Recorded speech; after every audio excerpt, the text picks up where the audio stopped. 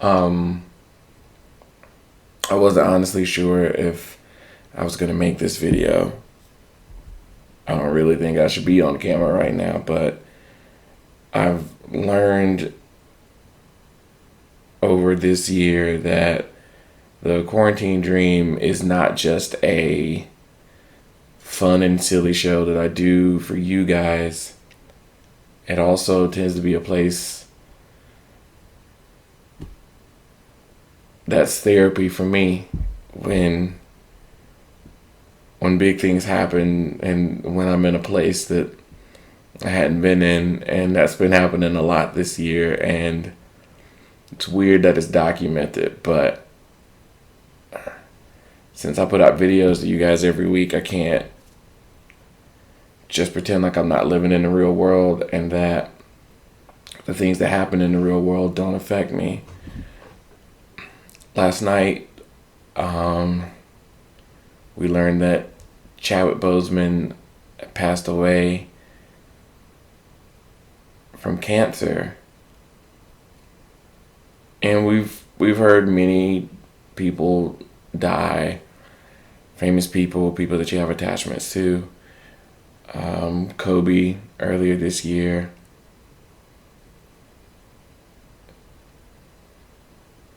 This one hit different. This one hit me in a way that I didn't understand at first, and I understood as the evening went on and after I've had some time to sleep on it and think on it some more. I felt numb when I first heard it, and then there was an explosion of emotion. I don't remember the last time I had. My wife was there, being wonderful. I cried so hard, and I was having trouble breathing, and my heart was racing so fast. My wife put her hand on my chest, and she could feel my heart beating so fast. And it got to the point where I was so hurt and crying so hard and feeling so many emotions. And then I started to get scared because I could feel my heart beating, like just about to pound out of my chest. And I could feel my hand start getting numb, and I knew enough to know that that's not a good thing. And so my wife, feeling my heart about to pound out of my chest, looked at me and focused me and made me inhale very slowly and count to 5, and then exhale very slowly, count to 5. Inhale 5, exhale 5 to calm me down because I was probably about to have a heart attack. And I know some people are probably thinking, he was just an actor. You didn't know him personally. Why did it hit you so hard? Why are you crying like that? And to those people who I know that I'm a big Black Panther fan. I mean, the Wakanda shirt, the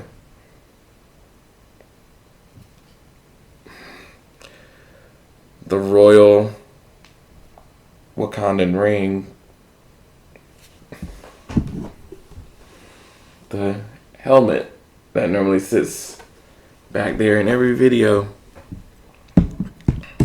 I cosplay as the Black Panther. And it's not just because I'm a nerdy dude who likes superheroes. Growing up was very hard when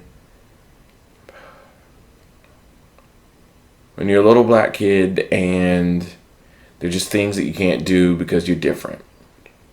Places you can't go, people you can't date and love, things that you just can't do because it'll risk your life.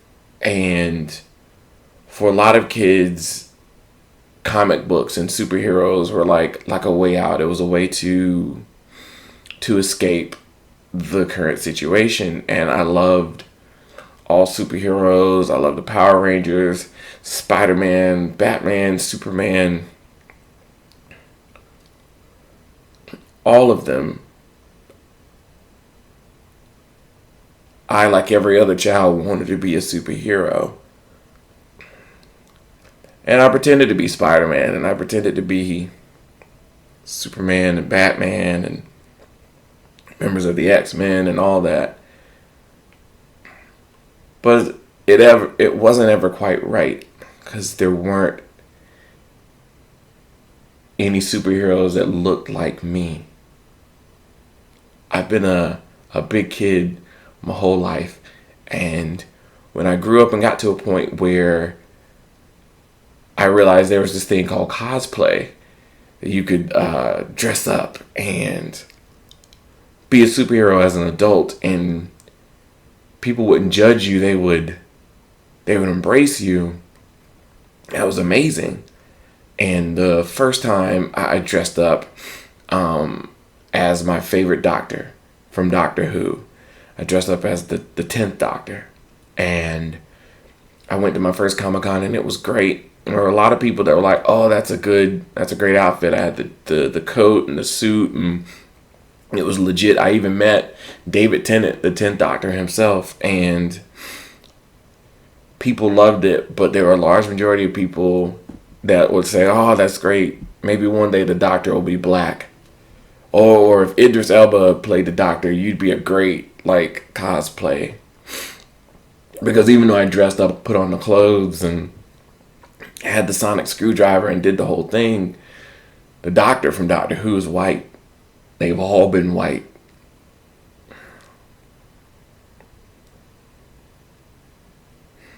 So even though I dressed it and I looked the part, I didn't quite look the part. I wasn't quite it. I wasn't quite the superhero because, "Oh, but you're black, but nice try." So then I tried again. My second cosplay that I really, really liked, I was the Green Arrow. Love the show Arrow. Dressed up, felt super awesome. And I get it, not as popular of a show. Not a lot of people may know it, but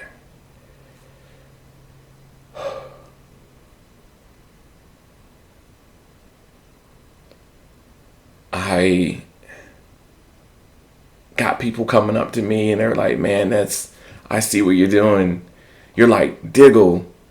When Diggle dressed up as the Green Arrow, a Diggle Green Arrow, that's great. Because John Diggle is the black guy, the friend of the Green Arrow. And he, a couple of times in the show, put on the hood and the outfit and pretended to be the Green Arrow so that no one thought it was Oliver Queen. And so when they saw me, a black man in the Green Arrow suit, clearly I couldn't have been Oliver Queen because my skin's not the right color.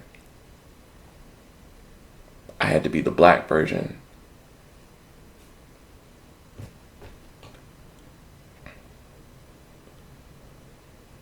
When the Black Panther came out, I saw a superhero that I could be. When I got the outfit, when I put it on, no one called me the black version of whatever. They called me the Black Panther. They called me King T'Challa.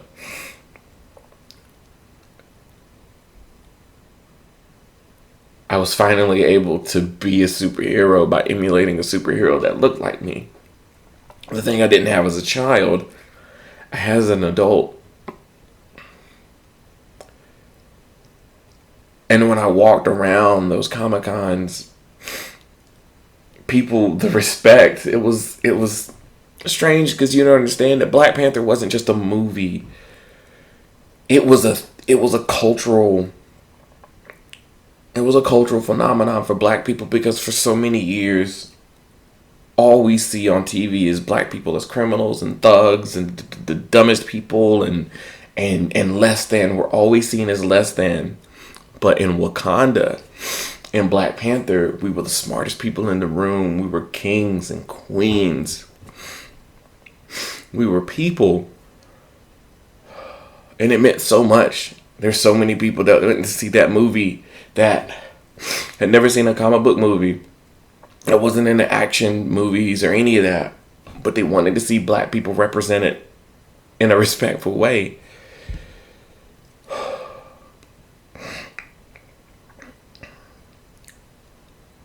When I went to the cons and the kids, the little black kids that would run up to me and they would want to get a picture taken with the Black Panther, and I would take that picture and the look in their eyes, because they were dressed up like the Black Panther too, because they could.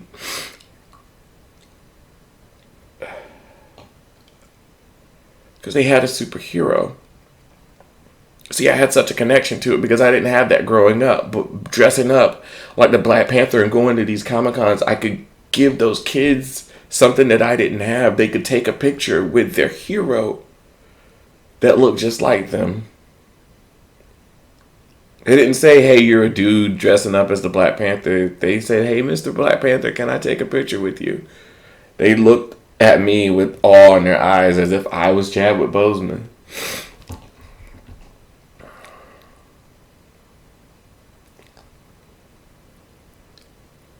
I can't tell you what that means. I can't tell you what the character of Black Panther means to me, and what Chadwick Boseman was able to do. The man meant a lot. And I know he's more than just a Black Panther. I know he's been in, 42 and The Five Bloods and Get On Up, played James Brown, and he's done a lot. And he was amazing and all that. And I understand that a family lost a person, but a people lost a king. And it hits so much harder because in this year of 2020, things have been so hard for black people. We're at a breaking point, marching in the streets, protesting, asking simply to matter. We're not asking for much. We're asking to matter. And getting told at every end that, no, we don't matter. Or if someone's shot, well, he was a criminal or a thug, or he had a knife, or he did this, or he deserved it. Because that's got to be a justification to kill us. We got to be criminals, right? That's the reason why we're being killed. The cops just don't kill us because we're black, right? That narrative doesn't make sense. So clearly we're just making a big deal out of nothing. But that's not the case. It doesn't matter. Jacob Blake had a knife or didn't listen to the cops or whatever it was. He didn't do anything wrong, man. George Floyd, it doesn't matter if he had drugs in his system or he used counterfeit bills or whatever. He didn't deserve to be choked out in the street in broad daylight. Ahmaud Arbery didn't deserve to be shot because he looked into a house that wasn't built. It doesn't matter what anybody's life was before the moment that they were killed. What matters is that they were killed, and the reason why they were killed is because of the color of their skin.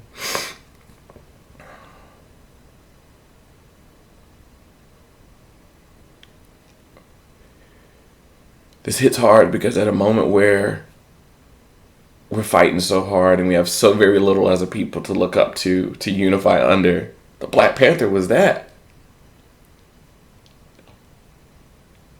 And he just died.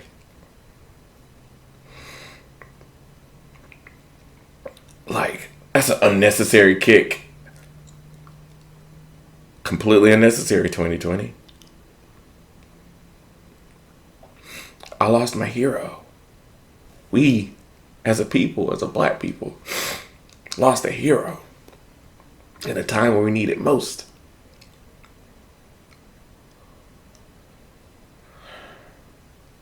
That's why it hits hard.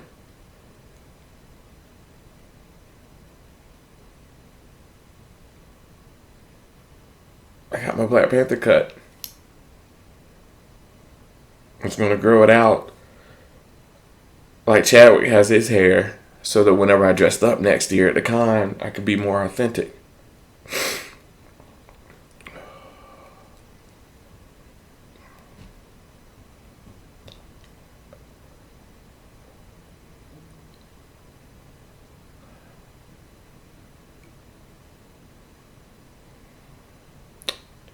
He's not just an actor. Black Panther isn't just a character. I don't know if I can get you to understand if you don't understand. I understand if you think I'm overreacting over a dude I didn't know.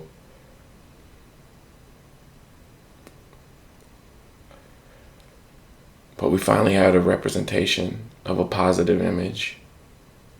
And last night, that was taken away. And I'm sure I'll be able to battle back, but being black, you just carry so much.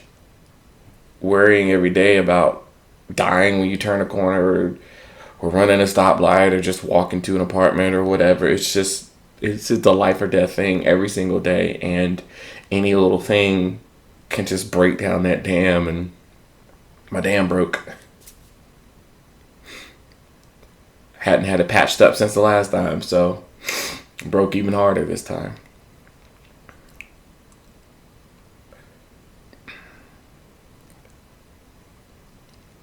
I intend to continue dressing up as the Black Panther now more than ever. The legacy has got to go on, right? Giving us as a people something positive to look up to has got to continue. And I am no Chadwick Boseman. I am no actual hero. But I can pretend.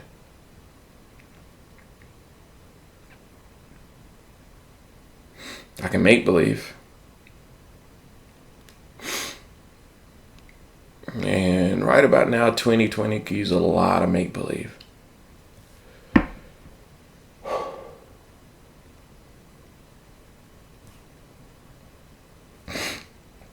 To be young, black, and gifted.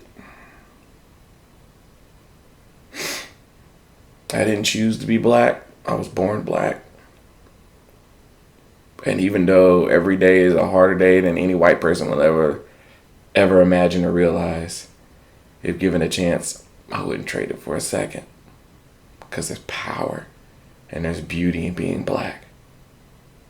There's a strength that other races don't quite understand in being black. The resiliency. We will bounce back. Because we always do. And that's to be young, black, and gifted.